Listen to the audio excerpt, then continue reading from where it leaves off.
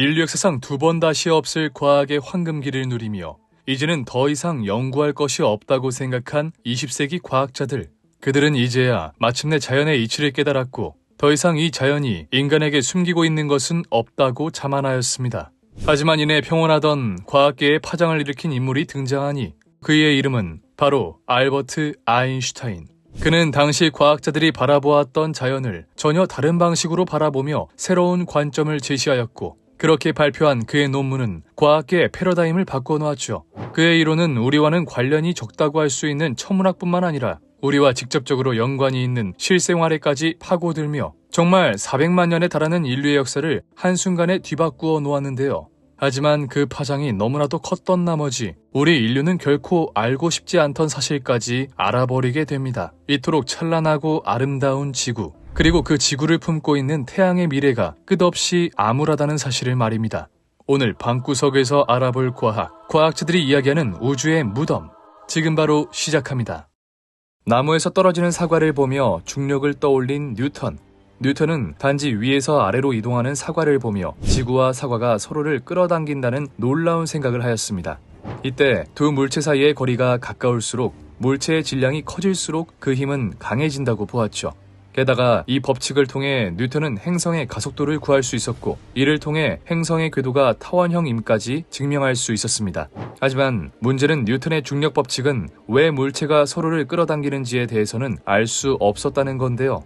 단순히 질량을 가진 물체들끼리는 서로 끌어당기는 만유인력이 존재한다는 자연적 현상만을 기술한 것일 뿐 중력이 어떠한 이유로 발생하는지와 같은 본질적인 문제에는 접근하지 못한 것이었죠. 뿐만 아니라 만유인력은 두 가지 이상의 물체가 존재할 때에만 정의할 수 있는 힘으로 어떠한 공간에 물체가 하나만 놓여있을 때에는 중력이 어떻게 작용하는지 설명할 수 없었습니다. 그렇게 중력 현상을 수학적으로 기술하는 데에는 성공했지만 중력의 본질은 알아차리지 못한 채 시간은 속절없이 흘러갔습니다. 그런데 1915년 오랫동안 풀리지 않았던 중력의 본질이 드디어 밝혀지게 됩니다. 아인슈타인은 다른 사물의 도움을 받아 중력을 표현한다는 게 매우 이상하다고 생각했습니다. 물체가 두 개가 생기는 순간 중력이 생기고 다시 물체가 한 개가 되면 중력이 사라진다니 지금 생각해봐도 이상한 일이긴 하죠. 결국 아인슈타인은 나무에서 떨어지는 사과를 보고 만유인력을 떠올렸던 뉴턴처럼 이제껏 그 누구도 상상하지 못했던 놀라운 생각을 하게 됩니다. 그는 어떠한 물체가 시공간이라는 천막 위에 놓인다고 생각했습니다. 이 천막 위에 우리 지구만 있다고 생각한다면 지구는 자신의 중력 그 자체를 느끼지 못할 테죠. 하지만 지구가 있는 천막에 달을 놓게 되면 달은 지구가 만들어 놓은 굴곡을 따라 아래로 빨려 들어가게 됩니다. 그리고 이 빨려 들어가는 힘이 바로 우리가 태어난 순간부터 지금까지 느끼고 있는 중력이라는 것이었죠. 이처럼 아인슈타인은 두 물체 간의 상호작용 하에서만 증명되었던 중력을 조금 더 근본적이고 일반적인 상황으로 풀어내며 중력 이론을 마침내 완성시키고 말았습니다. 그렇게 마침내 이 세상의 비밀을 풀어낼 도구를 손에 넣게 된 인간. 수많은 과학자들은 이렇게 탄생한 도구를 바탕으로 이 우주의 본질을 파헤치기 위한 노력을 쏟아붓기 시작합니다. 우선 그들은 일반 상대성 이론의 정수를 담고 있는 아인슈타인 장방정식에 집중했는데요. 딱 보기에도 어려운 미지수들을 가지고 있는 이 식은 좌변엔 시공간의 기하학적 정보, 즉 시공간이 어떻게 휘어져 있는지를, 우변엔 물질 혹은 에너지의 분포를 나타내며 쉽게 말해 물질과 에너지의 분포에 의해 시공간이 어떻게 얼마나 영향을 받는지를 알 수 있는 식이었습니다. 때문에 이 식을 이리저리 잘 조합하여 원하는 환경을 만들 수만 있다면 이 우주가 어떤 이유로 어떻게 탄생을 한 건지, 앞으로 이 우주의 미래는 어떻게 될지, 이 우주가 우리에게 숨기고 있는 비밀이 도대체 무엇인지 등을 알 수 있었죠. 하지만 문제는 이 식이 너무나도 풀기 어려웠다는 겁니다. 이 식을 각각 뜯어보면 리치 텐서, 스칼라 곡률, 계량 텐서 등등 과학을 전공하지 않은 사람들이라면 용어조차 어색한 변수들로 가득 차 있었는데요.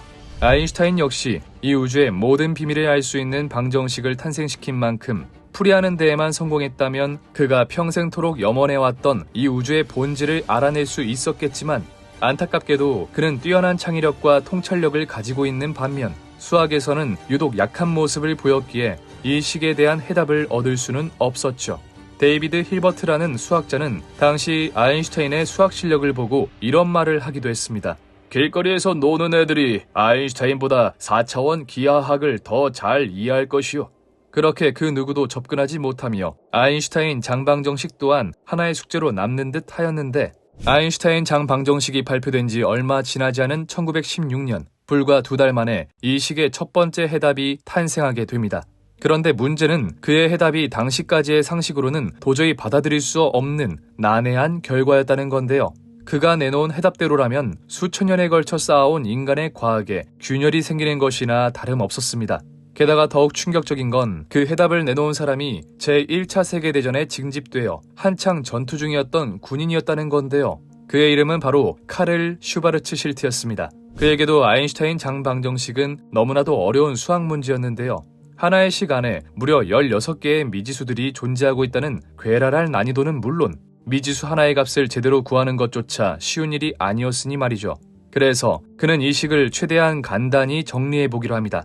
수많은 미지수들이 모두 상쇄되는 그런 특정한 상황을 가정해 방정식을 풀어보기로 한 것이죠.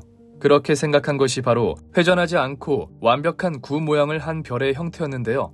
회전하거나 복잡한 모양으로 생긴 별의 계산은 너무나도 복잡하기 때문에 일단 단순한 모양의 풀이부터 시작한 것이었죠. 원형의 상황에서는 모든 것이 대칭이 되기 때문에 수많은 변수들을 획기적으로 줄여버릴 수 있었고, 그렇게 영광스러운 아인슈타인 방정식의 첫 번째 해를 구하는 데 성공하게 됩니다. 그가 얻어낸 해는 그의 이름을 따 슈바르츠 실트 해라는 이름을 갖게 되었는데, 이 슈바르츠 실트 해가 의미하는 바는 상당히 놀라운 것이었습니다.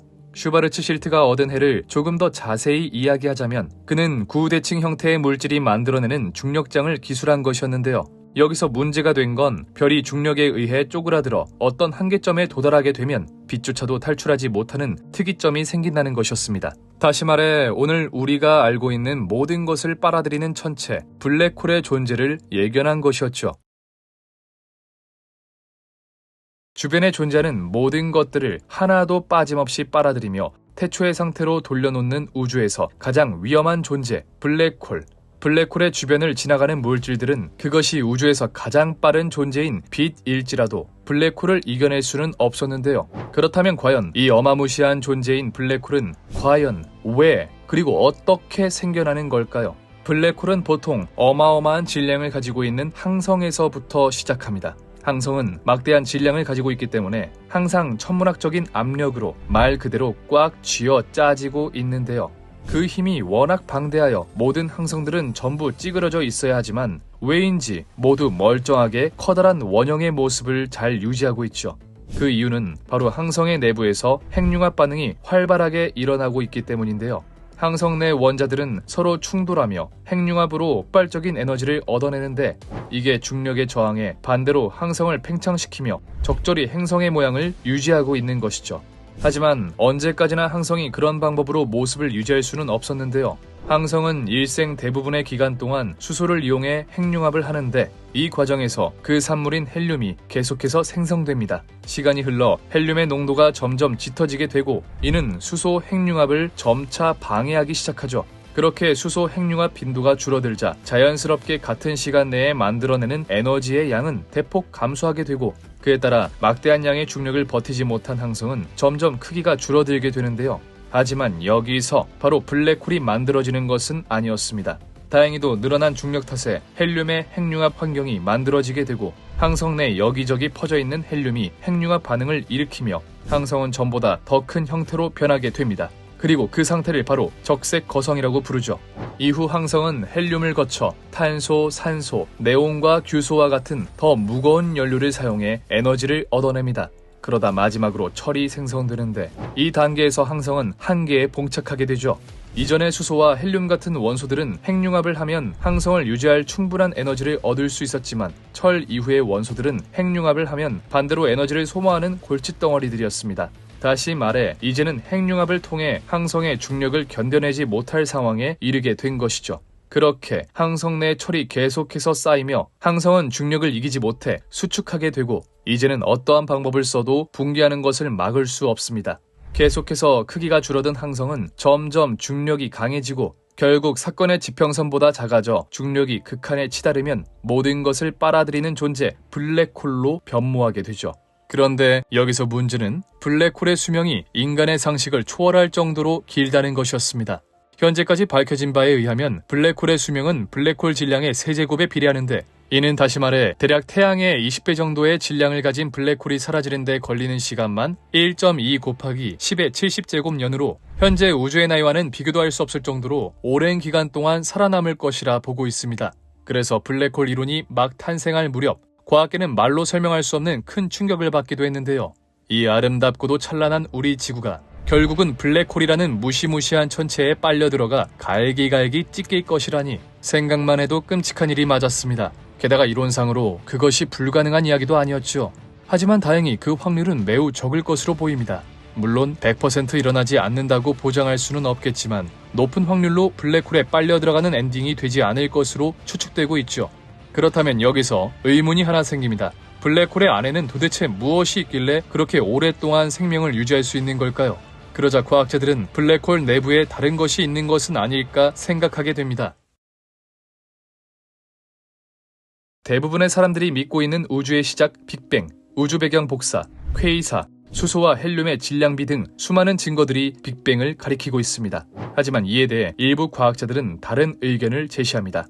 빅뱅이 일어나기 전에는 무한한 에너지를 가진 작은 점이 있었습니다. 그런데 이 작은 점의 정체는 무엇이고 또 왜 어떤 이유로 갑자기 생겨나게 된 것일까요? 블랙홀 우주론은 이런 생각에서부터 시작됩니다. 지금 보시는 공식은 블랙홀의 크기를 구하는 슈바르츠실트 반지름 공식입니다. 그가 아인슈타인 방정식으로부터 도출해낸 아주 위대한 식이죠. 이 공식에 원하는 별의 질량을 넣으면 해당 별이 블랙홀이 되었을 때 얼마만큼의 크기를 가진 블랙홀이 될지 예측할 수 있는데요. 블랙홀의 질량이 커지면 커질수록 사건의 지평선 크기, 즉 블랙홀의 크기가 커진다는 것을 직관적으로 알 수 있죠. 또 질량과 부피를 알 수 있기 때문에 우리는 해당 블랙홀의 평균 밀도 또한 구할 수 있습니다. 그렇다면 여기에 우리 우주 전체의 질량을 넣어보면 어떻게 될까요? 현재 우리가 예상하고 있는 우주의 총 질량은 3 곱하기 10의 52제곱킬로그램인데요. 이를 공식에 대입해보면 우리는 약 8.07 곱하기 10의 마이너스 29제곱그램 퍼 세제곱센티미터라는 우주 크기 블랙홀의 평균 밀도를 구할 수 있죠.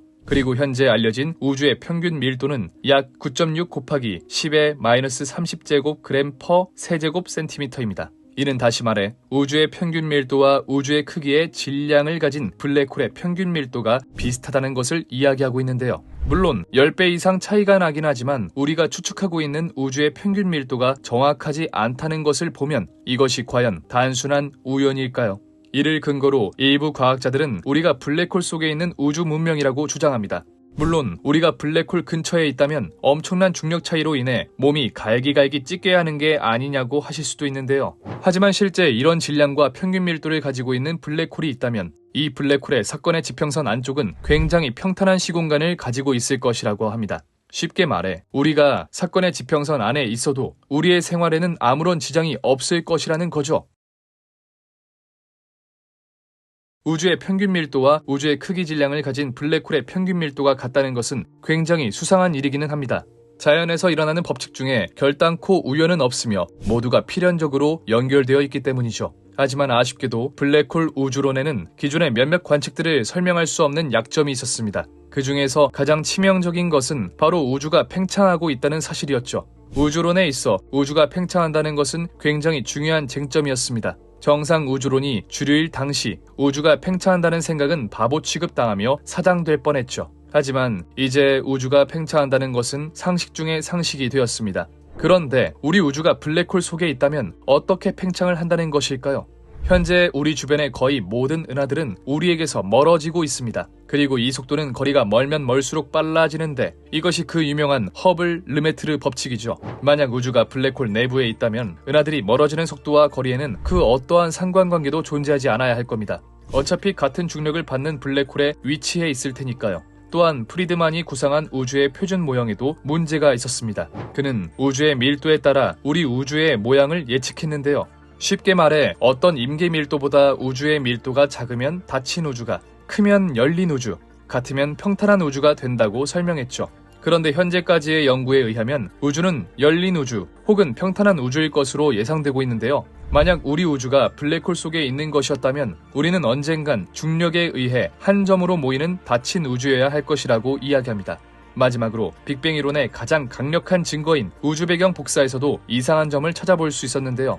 우주 배경 복사는 우주 전역이 비슷한 온도를 가지고 전역에 펼쳐져 있어 빅뱅 후 우주가 급팽창했다는 것을 설명하는 이론인데요. 하지만 만약 우리 우주가 블랙홀 내부에 있다면 우리 우주의 물질들은 균일하게 퍼져 있지 않고 구분 가능할 정도로 특정 부분에 물질이 몰려 있어야 한다고 합니다. 따라서 이런 약점들을 종합해보면 우리 우주가 블랙홀 안에 존재할 가능성은 거의 없다고 할 수 있죠. 물론 블랙홀 우주론을 신봉하는 과학자들이 이런 약점을 모르고 있을 리 없었습니다. 때문에 이들은 이 단점들을 보완할 수 있는 추가 이론을 한 가지 제시했는데요. 우리가 살고 있는 우주는 3차원의 형태로 이루어져 있습니다. 그리고 3차원 우주에서 생겨난 블랙홀은 2차원으로 이루어진 사건의 지평선을 가지고 있죠. 그런데 만약 우리의 우주보다 한 단계 높은 4차원의 우주가 존재하고 있다면 어떻게 될까요? 다시 말해 우리가 살아가고 있는 우주는 사실 4차원에 존재하는 별의 잔해, 블랙홀 속에 있었다는 겁니다. 그 중에서도 사건의 지평선 바깥쪽에 위치하고 있어 블랙홀의 중력 영향을 크게 받지 않으며 동시에 이 우주가 시작된 지점, 즉 블랙홀의 특이점을 절대로 관측할 수가 없다는 것이었죠. 또한 블랙홀에서 방출된 물질들은 사건의 지평선을 둘러싸는 막을 형성하고 팽창한다고 하는데 이것이 우리가 목격하고 있는 우주 팽창의 이유라고 합니다. 이 설명대로라면 정말 우리 우주는 사실 4차원에 존재하는 블랙홀에 위치하고 있는 것 같은데요. 하지만 이 이론 역시 한계점이 있긴 했습니다. 오랜 기간 동안 과학자들이 관측해온 데이터는 기존의 빅뱅 및 인플레이션과 거의 일치합니다. 하지만 이 블랙홀 우주론은 약 4% 정도의 오차를 보인다고 하는데요. 또한 우리는 4차원 우주에 대해 아는 것이 없으니 이를 증명할 방법조차 없죠. 때문에 많은 과학자들은 블랙홀 우주론 대신 빅뱅 이론을 믿고 있습니다. 하지만 문제는 아직까지 우리가 이 블랙홀에 대해서 제대로 알고 있는 사실이 많지 않다는 겁니다. 아무리 우리가 블랙홀의 성질에 대해 예측하고 추측하더라도 블랙홀이 실존한다는 것을 밝혀내는 데에만 100여 년의 세월이 걸렸습니다. 하지만 이는 다시 말해 아직까지 우리에게 무시무시한 공포의 대상인 블랙홀이 사실은 우리 인류의 문명을 다시 한번 한 단계 앞으로 이끌어줄 새로운 구원자일지도 모릅니다. 다음 방구석에서 알아볼 과학은 과학자들이 이야기하는 블랙홀의 미친 활용성입니다. 지금까지 방구석 과학이었습니다. 인류의 문명을 한 단계 이상 진화시킨 인류 역사상 최고의 천재 알버트 아인슈타인. 그는 당시 당장 눈앞에 보이던 것만을 연구하던 과학자들과 달리 이 세상이 어떠한 이유로 움직이는지 조금 더 본질적인 것을 궁금해했고 그 결과 상대성 이론이라는 인류에게 있어 다시는 없을 최고의 아이디어를 탄생시켰죠. 그의 상대성 이론이 역사상 최고의 이론이라고 평가받는 이유는 21세기 근간을 이루는 모든 과학 이론들이 바로 여기서 나왔기 때문인데요. 별 상관없다고 생각되던 우주의 이야기부터 우리 실생활 이야기까지 정말 그 모든 것들이 이 상대성 이론에서 출발하였죠. 그리고 그중 하나가 바로 블랙홀이었습니다. 블랙홀 이론의 초창기, 과학자들에게 있어 블랙홀은 우주에 존재하는 천체들을 잡아먹는 그야말로 우주의 무덤과도 같은 무서운 존재였습니다. 심지어 그 무덤의 위압감은 엄청나서 이 우주상에서 가장 빠르다는 빛조차도 빠져나오지 못할 정도였죠. 하지만 그만큼이나 블랙홀은 엄청난 활용성을 가질 수도 있었습니다. 오늘 방구석에서 알아볼 과학자들이 이야기하는 블랙홀의 미친 활용성, 지금 바로 시작합니다. 모든 물체를 빨아들이며 한 번 빠지면 빠져나올 수 없는 무시무시한 존재 블랙홀. 만약 블랙홀을 정의하는 사건의 지평선에 조금이라도 닿는다면 그 누구도 다시는 빠져나올 수 없을 겁니다. 심지어 우주에서 가장 빠르다는 빛조차도 말이죠. 그렇다면 사건의 지평선 바깥은 안전할까? 블랙홀은 엄청난 질량을 가진 항성이 작은 구체로 변한 것인 만큼 어마어마한 중력을 행사하고 있습니다. 때문에 블랙홀에 다가가면 다가갈수록 점점 강해지는 중력의 세기를 느낄 수 있죠. 그래서 우리가 블랙홀의 궤도에 진입하게 되면 블랙홀과 조금이라도 가까운 신체가 블랙홀 쪽으로 늘어나기 시작하는데요. 블랙홀에 가까워지면 가까워질수록 조금 더 가까운 쪽이 더욱 많이 빨려 들어가기 시작하면서 우리의 몸은 점점 길게 또 가늘게 변해가죠. 이 현상을 보고 우리의 몸이 마치 스파게티처럼 변한다 하여 스파게티 효과 또는 국수 효과라고 부릅니다. 그렇게 길어진 우리의 몸은 언젠가는 사건의 지평선에 닿게 될 텐데 이때 우리는 단 0.0001초도 되지 않는 순간 블랙홀 속으로 빨려 들어가게 될 겁니다. 그리고 블랙홀에 들어간 우리의 몸은 이전보다 훨씬 길어지게 되면서 이제 그 두께는 고작 원자 하나의 크기밖에 되지 않을 테죠. 그러다 중력을 이기지 못한 신체는 절반으로 나눠지게 되고 또다시 절반, 또 절반, 또 절반으로 나눠지며 어느새 특이점에 도달해 이 우주에 있었다는 흔적마저 사라지고 말 겁니다. 그나마 여기서 희망적인 건 우리가 그 순간을 기억하지 못할 것이라는 건데요. 사건의 지평선을 넘어 빛의 속도로 블랙홀에 빨려 들어간 우리는 마치 시간이 정지한 것처럼 느껴질 겁니다. 이때 블랙홀 바깥의 풍경을 볼 수 있다면 점점 우주가 빠르게 흐르기 시작하더니 갑자기 뱃속 버튼을 누른 것처럼 우주가 무한히 빠르게 움직이는 것처럼 보일 테죠. 하지만 수백만 년, 아니 그 이상의 시간 동안 우리의 몸이 갈갈이 찢겨져 있는 걸 느끼게 된다면 결코 다행은 아닌 것 같기도 합니다. 그렇다면 블랙홀로 빨려 들어가는 물체를 블랙홀 바깥에서 지켜본다면 과연 어떤 모습일까요? 물체가 사건의 지평선에 닿는 순간 갑자기 존재가 사라져버리는 것일까요? 재밌게도 전혀 예상치 못한 결과를 관찰할 수 있었는데 처음에는 물체가 블랙홀의 궤도에 진입하며 평범한 모습을 보여줄 겁니다. 그러다 점점 사건의 지평선에 가까워지는데 이상하게도 점점 물체의 속도가 느려지기 시작하죠. 이는 사건의 지평선에 다다를수록 중력이 강해져 물체를 비춘 빛이 우리에게 도달하기까지 오랜 시간이 걸리기 때문인데요. 강한 중력을 이기면서 우리에게 오다 보니 당연히 그 속도가 점점 느려지는 것이죠. 이후 사건의 지평선에 가까워진 물체는 더욱 중력이 강해지게 되고 빛은 우리에게 도달하기 더욱 힘들어집니다. 그리고 그 모습은 마치 물체가 멈춘 것처럼 보이게 되죠. 그렇게 비로소 무한한 시간이 흘렀을 때 물체는 점점 흐릿해지며 우리가 의식하지도 못하는 사이에 사라지게 됩니다. 결국 우리든 어떠한 물체든 블랙홀에 들어가게 된다면 우리는 모두 끔찍한 결말을 맞이하게 될 겁니다. 우리가 이 세상에 존재했다는 증거도 우리의 기억도 모두 블랙홀 속에 빨려 들어가 갈기갈기 찢겨버리고 말겠죠. 때문에 블랙홀에 들어간다는 건 너무나도 무서운 일로 느껴집니다. 그런데 몇몇 과학자들은 블랙홀에 들어갈 수 있다면 꽤나 재미있는 일을 겪을 수 있을 것이라고 이야기합니다. 아인슈타인 방정식의 해를 풀어낸 슈바르츠 실트 해는 그 자체로 흥미로운 특징들을 가지고 있었습니다. 먼저 첫 번째, 아무것도 돌아올 수 없는 경계선이 블랙홀의 주위를 감싸고 있다. 다시 말해 블랙홀에는 빛조차도 빠져나올 수 없는 사건의 지평선이 있다는 말로 이 반경보다 더 가까이 접근하는 물체는 여지없이 블랙홀로 빨려 들어가 결코 탈출하지 못하게 된다는 이야기였죠. 사실 이는 너무나도 잘 알려져 있는 탓에 그리 신기하진 않지만 그 다음 특징이 매우 흥미로웠는데요. 슈바르츠 실트 반경 안으로 떨어지는 사람은 시공의 반대편 비친 거울 세계를 보게 될 것이다. 쉽게 말해 블랙홀에 의해 중력이 무한대에 가까워질 때쯤 우주에는 구멍이라고 부를 만한 것이 생기게 되는데 만약 그 구멍을 볼 수 있다면 그 구멍 속에는 우주의 반대편 모습이 보인다는 것이었습니다. 하지만 아인슈타인은 거울 우주는 어차피 소통이 불가능한 곳이기 때문에 이 특성들을 별로 신경 쓰지 않았죠.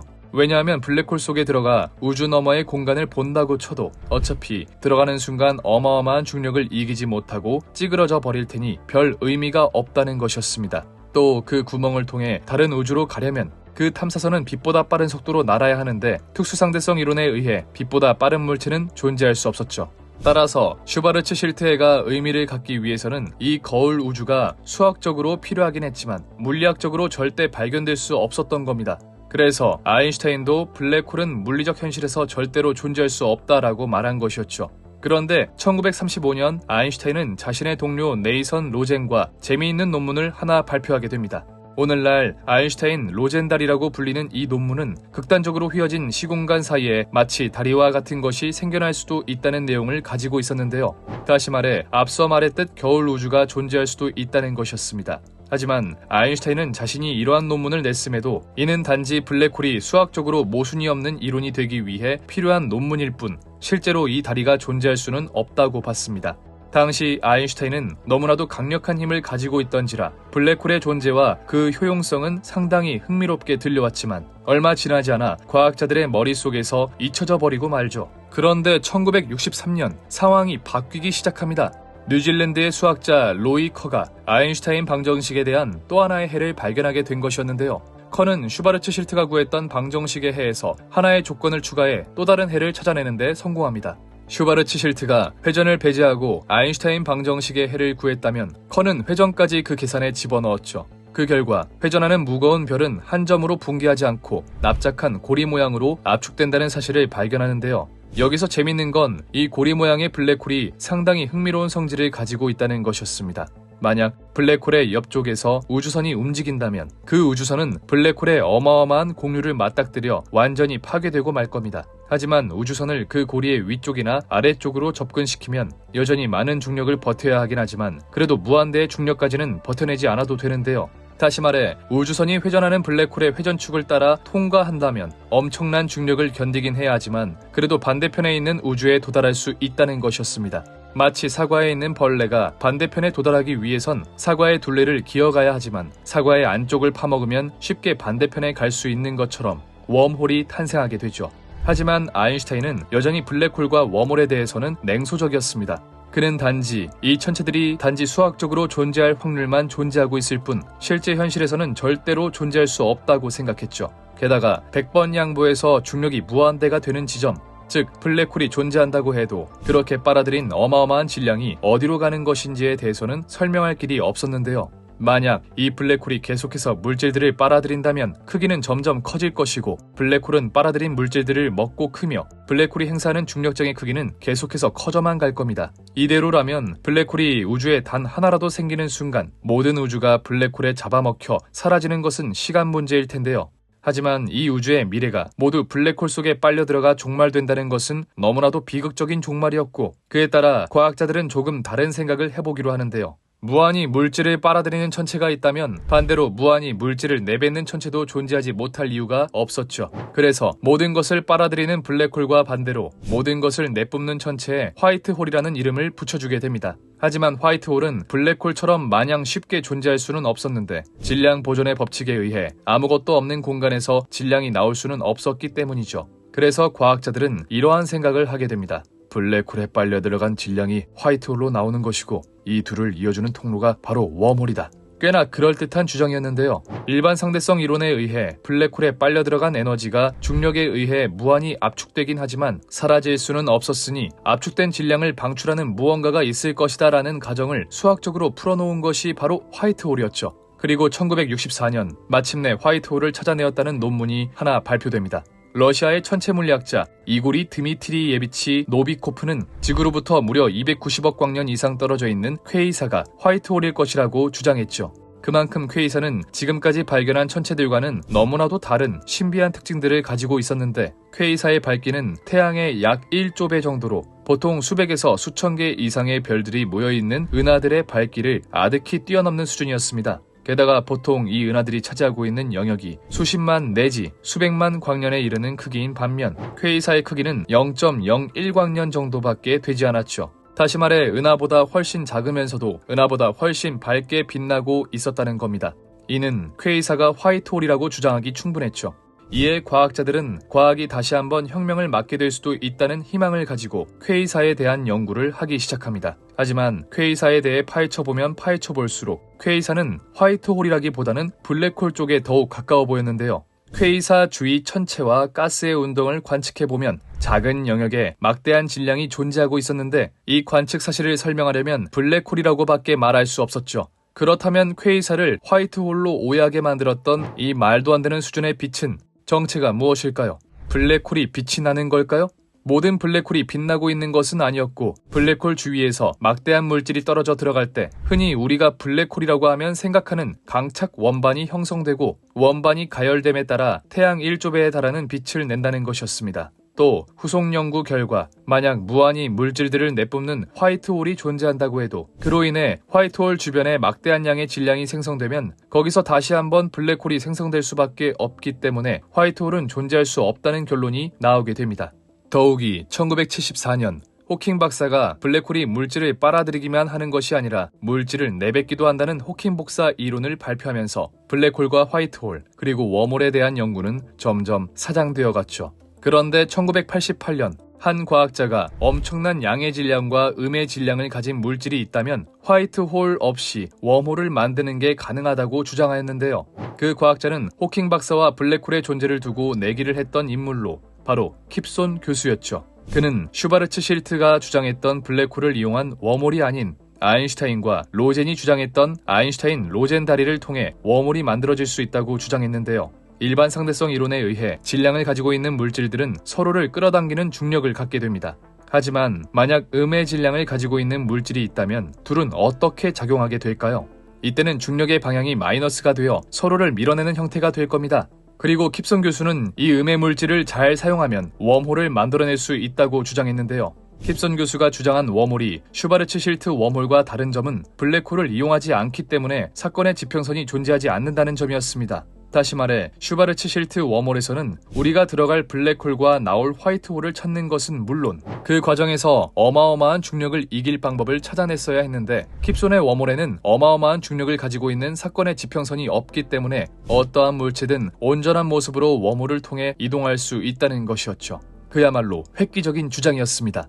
하지만 문제는 킵슨의 웜홀에서 가장 필요한 음의 물질이 아직까지는 발견되지 않았다는 것인데요. 실험적으로 음의 물질이 존재할 수 있다는 것은 확인이 되었으나 현재까지 연구에 따르면 음의 물질은 블랙홀 안에나 존재할 것으로 예상되고 있는데 만약 블랙홀 안에 존재하고 있다고 해도 그 안에 들어가 음의 물질을 가져올 방법은 없으니 아직까지 웜홀에 대한 연구는 지지부진한 상태입니다. 게다가 우리가 무슨 수를 써서든 이 음의 물질을 가지고 웜홀을 만든다고 하여도 웜홀은 치명적인 문제점을 가지고 있었는데요.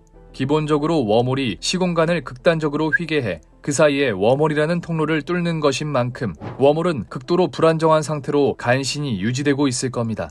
때문에 만약 웜홀이 자연상에 실제로 존재하고 있다고 해도 그 크기는 약 10의 마이너스 33제곱센티미터 정도로 매우 작을 가능성이 높다고 하죠. 이 이야기는 우리가 킵슨 교수의 이론처럼 웜홀을 만든다고 하여도 그 웜홀을 사람이나 물체가 통과할 수 있도록 유지하는데 천문학적인 에너지가 들어갈 수도 있다는 것이었습니다. 하지만 웜홀이 그렇게 허황된 이론만은 아니었는데요. 얼마 전 과학자들이 구글의 양자 컴퓨터를 실험하는 과정에서 작은 웜홀을 구현하는 데 성공하였고 이는 세계적인 학술지 네이처에 게재되기도 하였죠. 다시 말해 웜홀을 구현하는 것은 매우 힘든 일이기는 하지만 아예 불가능한 것은 아니라는 이야기인데요. 그래서 만약 이 웜홀을 구현할 수만 있다면 우리가 블랙홀 안에 들어가 다시 빠져나오는 것은 문제도 아닐 것이며 오히려 블랙홀 속으로 들어가고 싶어 안달이 나게 되겠죠. 그리고 우리는 마침내 우리가 그토록 궁금해했던 우주의 비밀을, 우리가 이 세상에 태어난 비밀을 풀 수 있게 될 겁니다. 하지만 사실 블랙홀 속에 들어가지 않아도 블랙홀의 존재 그 자체만으로도 우리는 많은 것을 알 수 있었는데요. 다음 방구석에서 알아볼 과학은 블랙홀과 우주의 비밀입니다. 지금까지 방구석 과학이었습니다.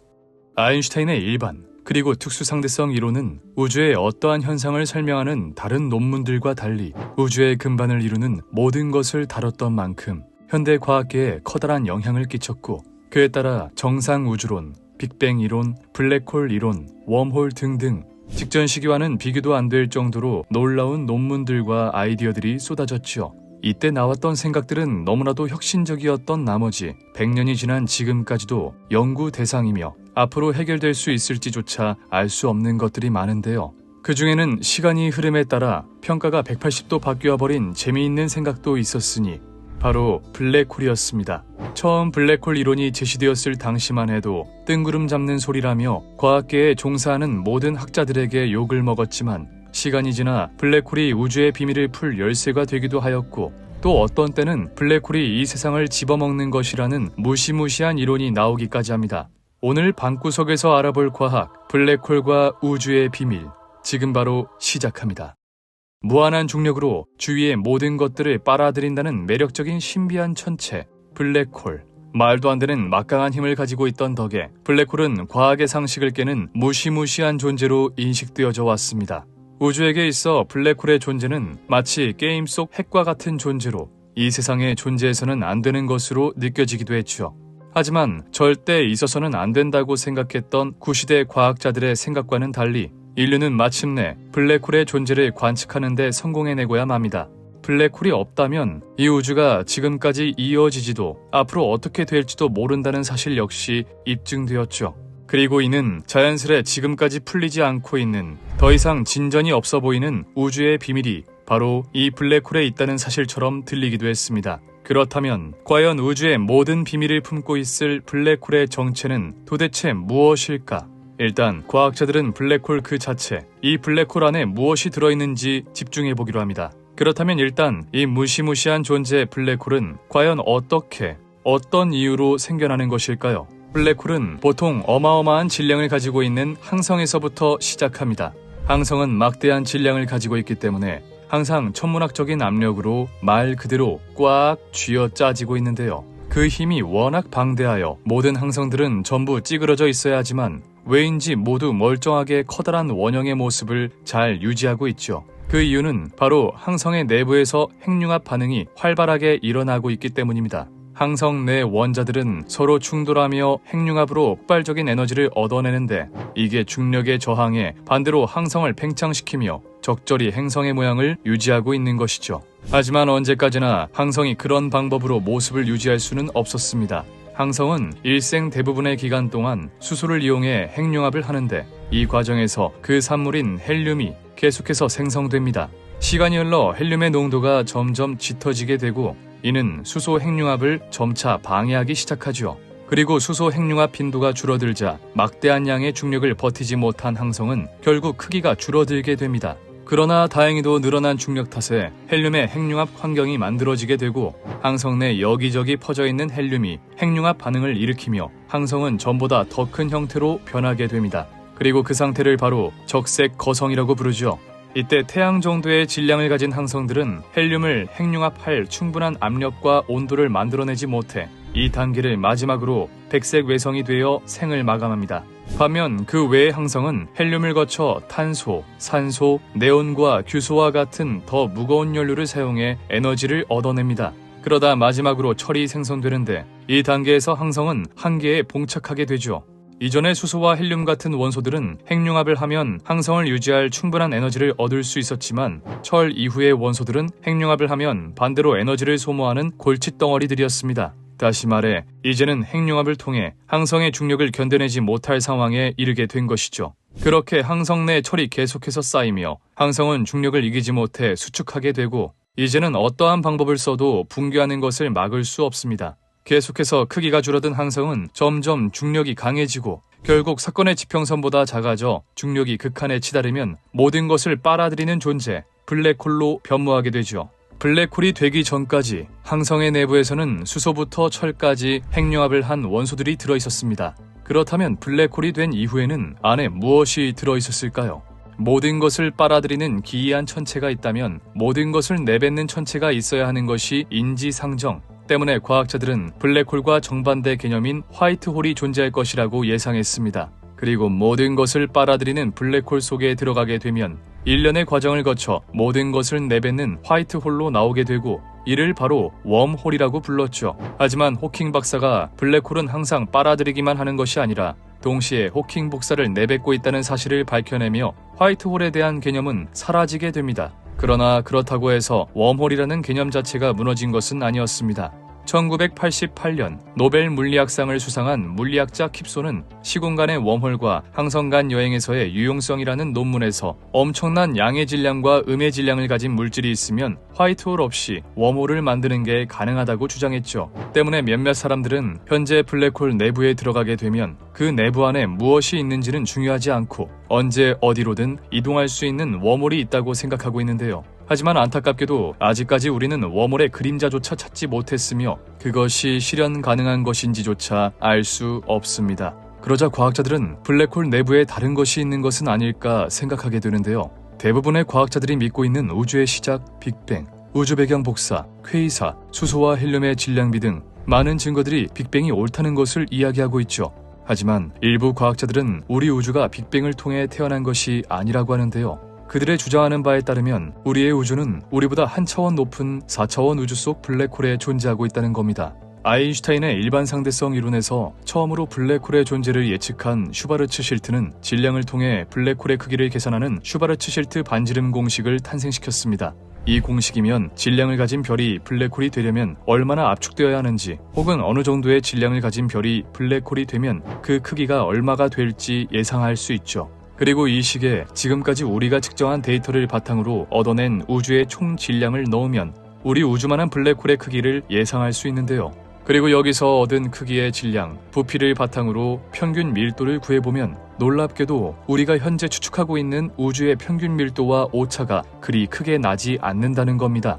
따라서 블랙홀 우주론을 주장하는 과학자들은 사실 블랙홀 안에는 한 단계 차원이 낮은 우주가 들어있다고 주장하는데요. 하지만 이 이론에는 안타깝게도 한계점이 존재하고 있습니다.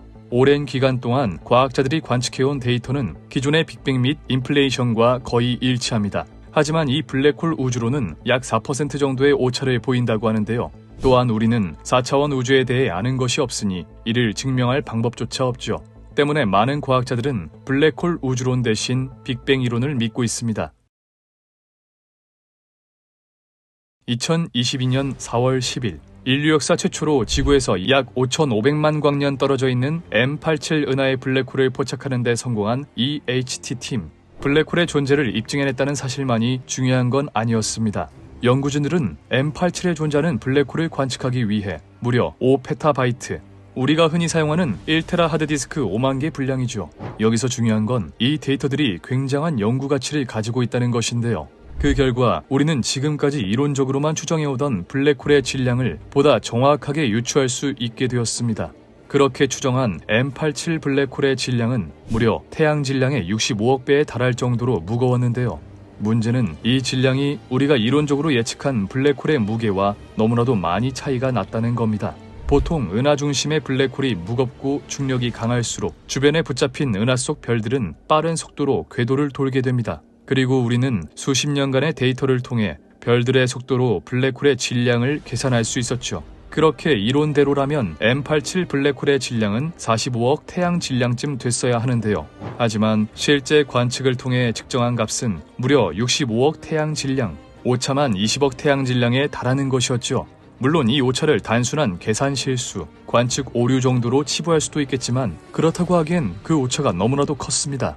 그리고 시간이 흘러 2022년 4월 8일 이런 오차에 대한 대답을 하는 충격적인 논문이 하나 발표되는데요. 그에 따르면 블랙홀이 암흑물질을 먹어치우며 성장하였고 그 양이 이론값과의 오차 20억 태양 질량이라는 것이었죠.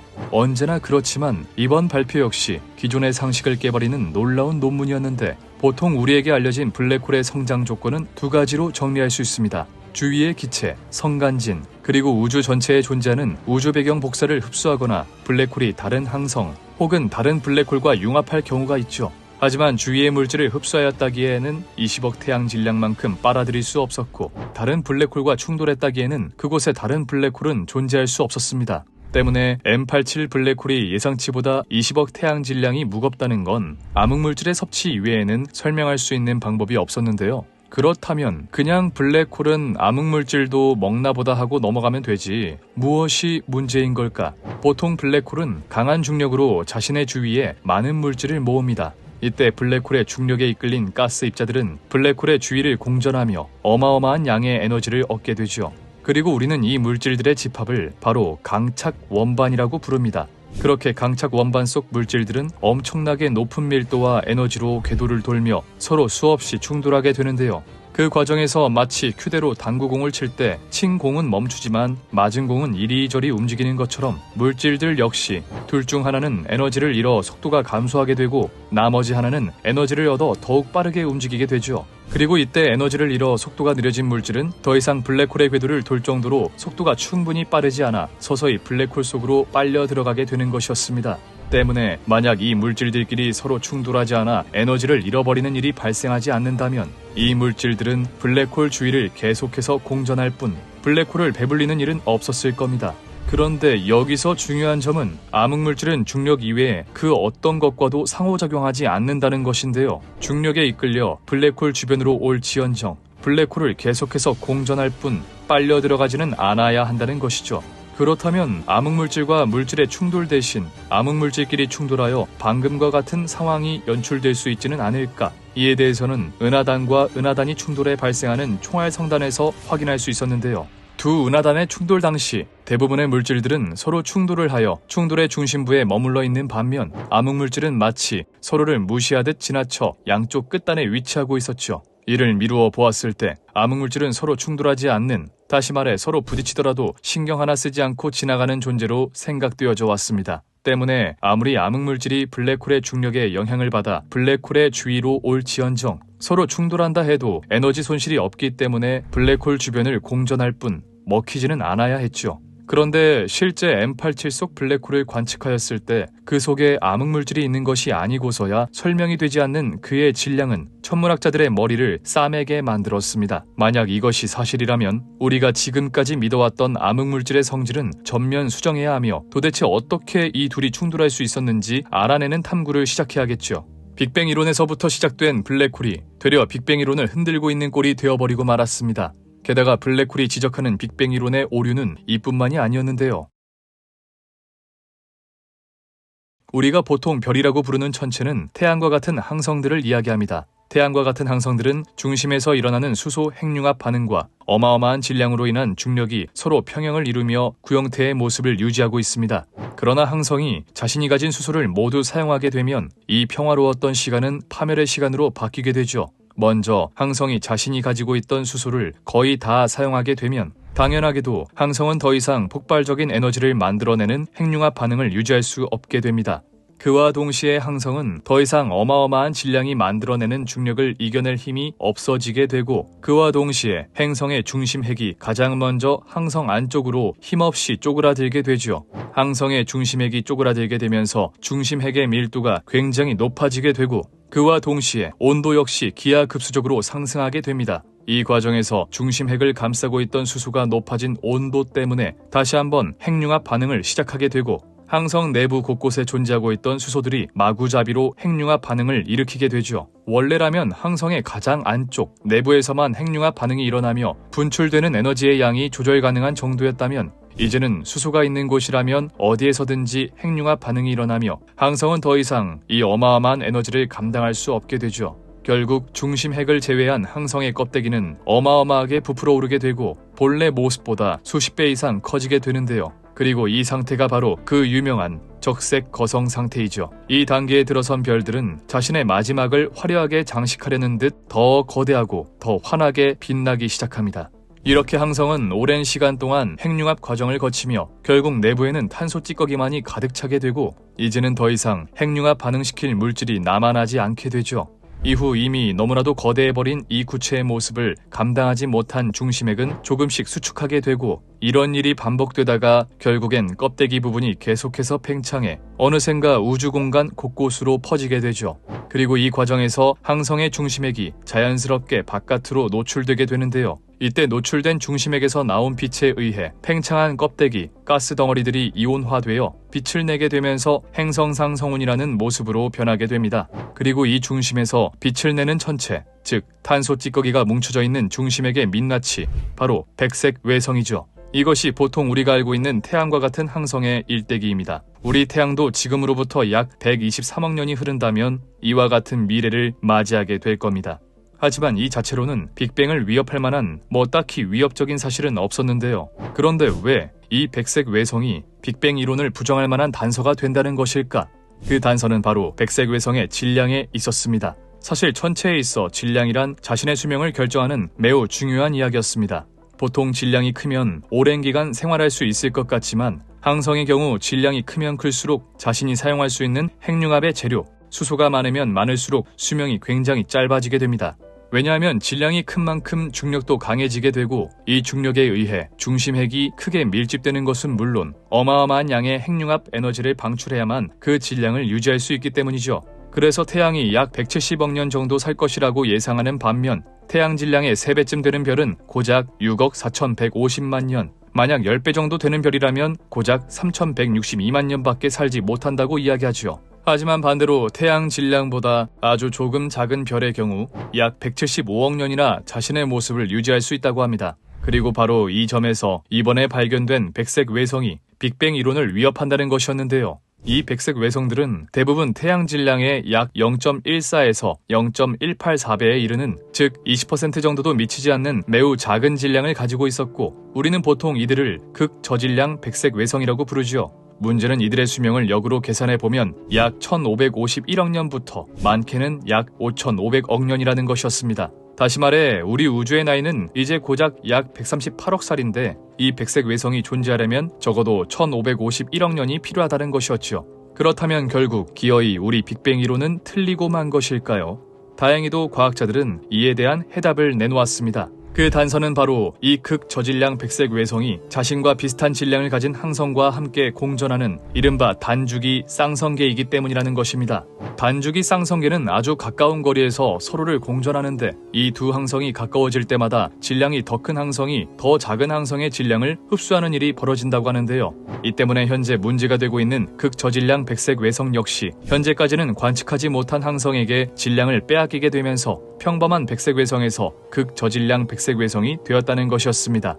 실제 태양 질량의 20% 미만 질량의 항성들은 아직 백색 외성이 접어들지 못했으며 그 중간 단계에 있는 항성들조차 아직 발견한 적이 없다고 하는데요. 이는 단지 아직 우리가 우주에 대한 연구가 부족했기 때문일 수도 있어 보이지만 이미 다른 별의 질량을 빼앗아 오는 형태를 많이 봐온 만큼 현재는 이쪽에 더욱 무게가 실려있는 상황입니다. 이렇게 아인슈타인의 상대성 이론에 의해 태동한 블랙홀은 자기 자신부터 자신으로 오기까지의 과정까지 모든 부분에서 빅뱅 이론의 모든 것을 부정하고 있습니다. 그래서인지 몇몇 과학자들은 사실 빅뱅 이론은 틀렸으며 빅뱅 이론을 맹신한 나머지 모든 현상을 빅뱅 이론에 끼워 맞추고 있다고 주장하기도 하죠. 그 어떠한 물체와도 상호작용하지 않은 암흑물질, 암흑에너지가 솔직히 말이나 되냐는 식으로 말입니다. 하지만 그럼에도 아직까지 빅뱅 이론을 대체할 만한 매력적인 이론이 나오지 않고 있는 만큼 수많은 과학자들은 빅뱅 이론이 옳다는 사실을 전제로 이론을 수정하고 있고 다행히도 아직까지는 그 수정이 꽤나 올바르게 이어지고 있는 상황으로 보입니다. 그리고 그렇게 보완되고 발전되고 있는 빅뱅 이론은 점점 우주의 비밀에 가까워지고 있는 것으로 보이죠. 때문에 우리는 블랙홀이 아무리 빅뱅 이론을 부정하는 결과들을 가져오더라도 계속해서 이 블랙홀을 연구하는 것입니다. 우리가 알고 있던 게 틀렸으면 받아들이고 새롭게 수정하면 되는 것이니까요. 그리고 그것이 바로 과학이니까요.